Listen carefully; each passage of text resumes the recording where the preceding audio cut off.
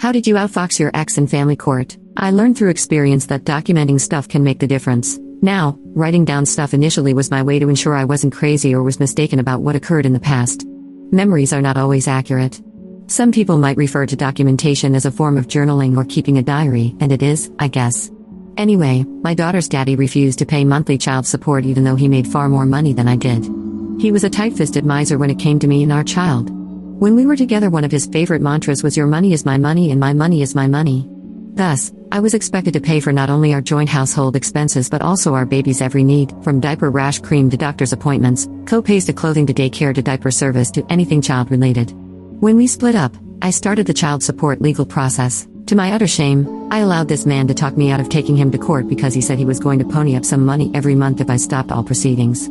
He tricked me twice, but the third time, I hung in there and held on despite his many threats, his tears, his pleas, his sniveling sorry-ass excuses why paying child support was not fair to him. Yeah, right? We were referred to family court mediation. We had to fill out a lengthy form before our appointment to hash out the details. Now, here is where the documentation fits in. I had started a habit of writing notes detailing every conversation, every threat, every broken promise, every speck of info of his visits with our child.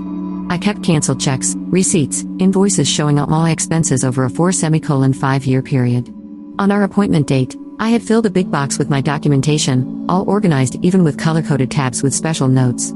I even solicited letters from the daycare provider, my family members and friends, even his neighbors. The reason for that was because my ex would take off on his weekends, leaving our daughter with his family members that did not speak English.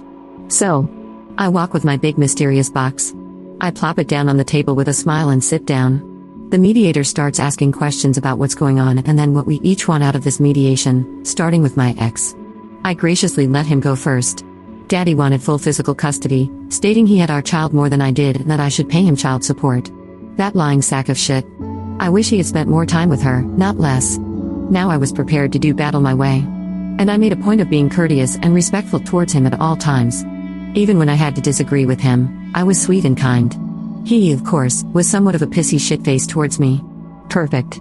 My turn. I said I wanted him to spend more time with our daughter. I wanted him to stay home on his weekends instead of taking off and leaving our baby with people that hit her with a broom or stuck her with needles when she didn't obey. I said she didn't obey because she doesn't understand their language and Daddy won't teach her even simple words because then she might repeat what she hears at his house to me. I wanted to increase his overall time with her and even add one evening in the middle of the week. Oh, he denied it all, but remember those letters? Yep, his neighbors wrote that they watched our child on his weekends. It was so beautiful. Then I brought out all the canceled checks, invoices, receipts, everything showing that I paid for her expenses, not him. I brought out my notes from our conversations, and showed the calendars where I indicated dates he saw her, appointments, you name it, with additional notes on the back of each calendar month. And him? He brought nothing. Hadn't even thought to prepare for this meeting. He figured he would rely only on verbally giving his version of events and that would be enough. It might have worked except I had documented everything for months and years. So, for example, when he claimed he paid for daycare, I whipped out my canceled checks and the letter from the daycare provider. He paid for nothing and I had the proof. The end result was that the mediator gave me everything I asked for and then some.